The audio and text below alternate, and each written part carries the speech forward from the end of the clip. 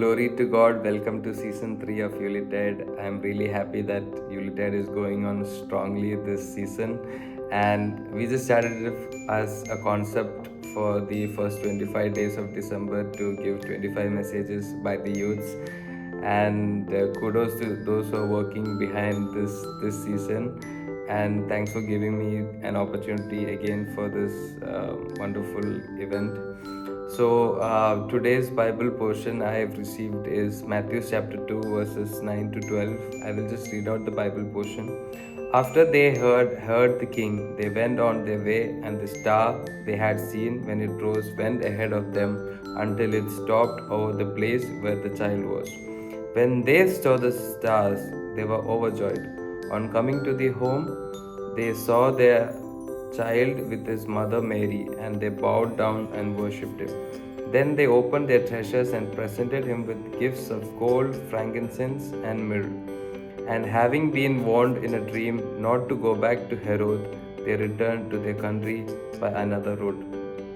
So I think everybody knows this Bible portion. It's known as the three wise men story.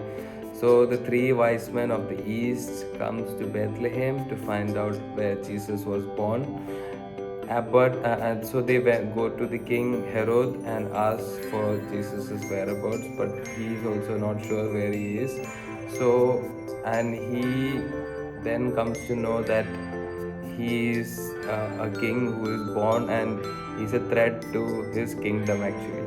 And so then he tactically asked the wise men to go and check on him as the following the stars and report to him so that he can go worship and not to kill. Okay, that is the later part. So they send out the three wise men to find out where Jesus is. So they were following the stars, and when the stars stopped and they found out that, oh, there is Jesus in this manger, and they presented their gifts, and they did not go back to Herod because they had a dream that Herod is not having good intentions, so they went back their home through another route. So from this portion we should understand that there are signs. There are always signs in this world that you have to use. There are good signs and bad signs.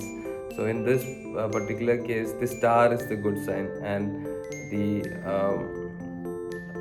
dream that not to go back to Herod was the bad sign, and the gifts which was presented. So always in the world there are good and bad signs. So how do we see them? Like, it could be a star, as in this story, it could be a person, it could be a thing.